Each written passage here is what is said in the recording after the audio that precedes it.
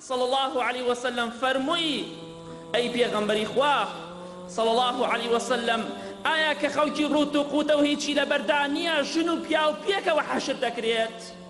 تەماشای یەکتری دەکەن پێغەمبەری خوا صلى الله عليه وسلم فرمووی ئەی عائشە والله ناخۆشی قیامەت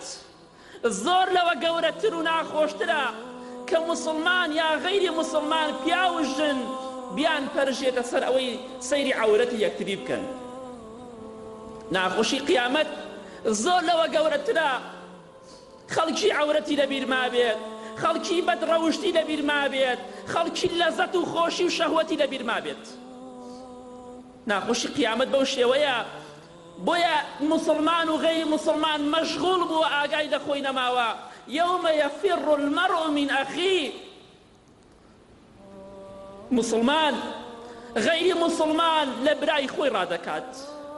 تبراكي خود كلا دنيا دا دفاع وبشجيري ليدكي لقيامتها لي رأكي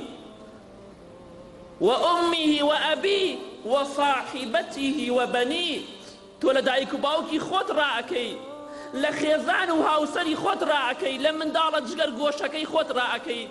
شون مجالت تماشای عورتی خەڵکی بکەی بۆچی لكل امرئ منهم يومئذ شأن يغني هەموو کەسێک چ مسلمان و چ کافر ئەوەندە مشکیلەی هەیە ئەوەندە خەمی خۆیەتی هیچ کەسی لەبیر نەماوە والله منداڵی خۆی خێزانی خۆی دایک و باوکی خۆی برای خۆی هەمووی ئەکا بە فیدا لە پێناو ڕزگاربوونی خۆیدا بەڵام ئیسفادەی نییە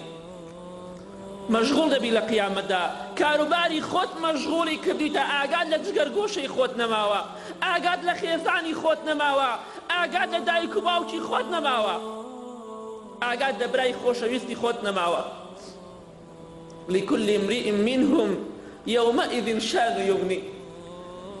ئەوە ناخۆشی قیامەتە